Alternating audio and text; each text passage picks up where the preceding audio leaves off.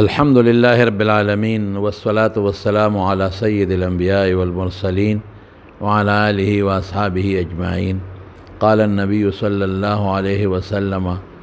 المسلم من سلم المسلمون من لسانه ويده. صدق النبي الكريم. دا حالاتو په تقاضا باندې د ملګرو په خواهش د حدیث متعلق یو څو ضروري خبرې به عرض کوم. دا مشهور حدیث دی، د سکول او د کالج په کتابونو کې دا حدیث ذکر شوی دی او د دې حدیث مبارک تعلق د اخلاقیاتو سره دی چې د انسان اخلاق بخي او یو مسلمان با دا کوشش کوي چې زما په جبه او زما په لاس باندې بل مسلمان ته تکلیف او ضرر نه رسي. د ضرر رسولو ډیر سیزونه دي، سړی چاله لته ورکي دام بل مسلمان ته ضرر دی، پسترګو سړی چاته اشاره کوي دام ضرر دی. لیکن علما لیکي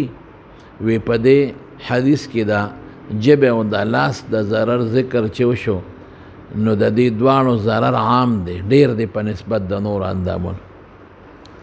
او ضرر سخت دی په نسبت د نورو سیزونو. زمونږ د طالبان وی جراحات السنان لها التیام ولا یلتام ما جرح اللسان. وی دا غشي او د تورې او د نیزې زخمونه به جوړ شي خو د جبې زخم نه جوړېږي. د جبې زخم خطرناک دارنګې د لاس هم. نو مسلمان به مسلمان ته په جب او په لاس ضرر نه رسوي. علما لیکي په دې زمن کې مسلمانان ښځې دي، مسلمان سړی مسلمان ښځې ته، یا مسلمان ښځه مسلمان سړي ته، او یا ښځه ښځې ته ضرر به نه رسوي. تر دې حده پورې زموږ علما لیکي چې ذمیان هغه خلک چې زموږ په وطن کې غیر مسلم اوسېږي خو د ملک د قوانینو احترام کوي او د شریعت چې کم څیزونه دي اهم د هغې احترام ساتي، هغې ته هم دا ضرر نه رسي. دا سخت خطرناک شی دی. او زمونږ چې پښتانه خو وایي چې بل ته ضرر ورسو یا بل ته تکلیف ورسو، نو حدیث شریف کې هم دا راځي الله پاک د دې انسان نه د هغې بدل په دنیا کې اخلي. یو خاص شی دی چې نن په مجلسونو کې عام دی، ادا دی چې په مجلس کې یو انسان بل انسان سره داسې خبره کوي ټک غوندې پښتانه ورته ټک وایي، ټک ورکوي. دا یو لوی مصیبت دی. مجلس کې به ناست دی او داسې خبره به وکړي چې طنز غوندې وي او ټک غوندې وي او بل مسلمان ته تکلیف وي، او مطلب یې دی چې دا مسلمان په دې مجلس کې د خلکو په نظر کې لږ ذلیل کم.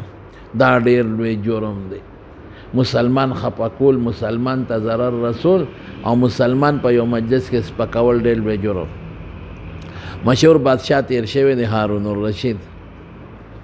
د ده په زمانه کې خو ډېر لوی علمو، د ده قاضیان هم عالمو، وزیران هم عالمو.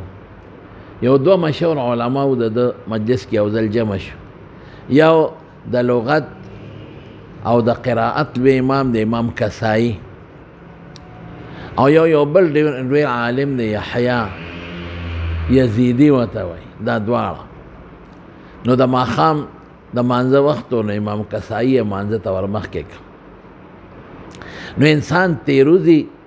دی په قل یا ایها الکافرون غوندې صورت کې خطا شو، تیر وته بند شو جبه. قل یا ایها الکافرون کې دوه ایتونه یو شاتم دي، نو هغې کې دی غریب به مخکې رستو کېده مخکې رستو کېده او بس بند شو. خلیفه د مسلمانانو بادشاه هم ورپسې ولاړ دی، نور خلق وزیران او قاضیان هم ولاړ دي. انسان بعضې وخت خطا کېږي، خطا شو. نو چې کله منځ خلاص شو، هغه منځ خو خیر بیا پوره که منځ خلاص شو، نو دا بل لوی عالم دا یحیی یزیدی رحمت الله علیه هغه داسې طنز غوندې وکړو. وی دومره لوی عالم او قاري ته ګوره او په دومره رکوټي صورت کې نښتېدو ته ګوره. خیر مجلس خو تیر شو، هغه هم غږ ونه که مجلس ختم شو. چې د ماسخوتن د مانځه وخت راغی نو یحیی یزیدی یې ورمخکې که مانځه ته چې ته ورمخکې شه. اتفاق دو چې په صورت فاتحه کې خطا شو صورت فاتحه کې تیر وته او بس خطا شو، بس سړی نه مخکې دي نه رستو دي، مخکې رستو مخکې رستو. خیر رستو ورته لقمې ملقمې ورکړی شو، مونځ یې خلاص کړ. نو چې مونځ یې خلاص کړ نو امام کسائی غږ ونه کړ، خو یو ټکی یې ووایي یو شعر یې ووایي او څه وایي وی احفظ لسانک لا تقول فتبتلا وی د ژبې حفاظت کوئ د ژبې حفاظت کوه د اشاره ورکړه چې وختي په ما طنز وکړه لا تقولو د چا متعلق داسې خبره مه کوه چې ټکي او بل ته نقصان وي فتبتلا ګورې ازمایش کې به پرې واقع کړی شي چې څوک هم داسې کوي چې بل ته ټک ورکوي په خپله په ازمایش کې پرېوځي نو په یو لوی ازمایش کې به راشي ان البلاء مؤکل بالمنطق او اکثر په انسان د خبرې د وجې نه ازمایش راځي بعضې وخت کې سړی خبره داسې وکړي چې الله په خپله خبره کې راونیسي یا د هغې بدل ولا په دنیا کې د ازمایش په شکل کې راشي لکه څنګه چې دی شو دې سره متعلق یو بله خبره هم درته وکړه دا امام کسائی رحمت الله علیه یو ځل هارون الرشید مانځه ته ور مخکې کړه عالم مخکې شو او د قرات وی امام دی نو په مانځه کې یو مشهور دی مشهور آیت دی د قرآن شریف چې لعلهم یرجعون نو دې کې خطا شوي لعلهم یرجعین ارجعون دا و په ځای یې وی لعلهم یرجعین نو چې مونځ خلاص شو نو هارون الرشید هوښیار هغه ورته ونه وایي چې هلکه اخطأته خطا شوی لکه لوی عالم دی امام دی نو دی ورته ونه وی خو دی ورته ووایي ای لغت هذه و ای قراءه وی دا د کم لغت دی او کم قراءت دی مطلب دا چې کیدای شي ته خو د قراءت او د لغت امام نو دا برې د څه نوې لغت پوه شو چې دا لغت او قراءت نه خو په دې اندازې ورته ور یاد کړ چې دا د کم لغت او کم قراءت دی وی نو امام کسائی ورته وایي وی قد یعصر الجواد وی کله اعلی اسم تندک خوري وی یو جواد دی یو جواد سخی سړي ته وایي چې شت پې نه پواو او چې شت پې راشي نو اعلی اس ته وایي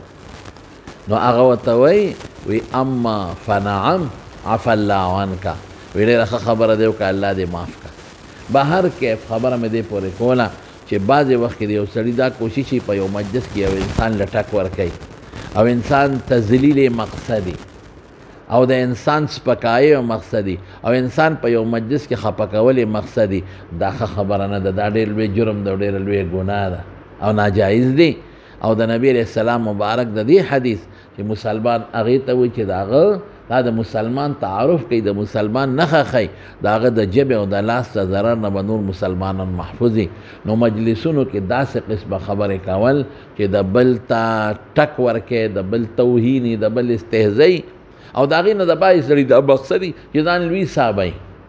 طبعا نو د ځان د لویوالي دپاره د بل تنقیص کوي یو مثال به درله درکړم یو سړي په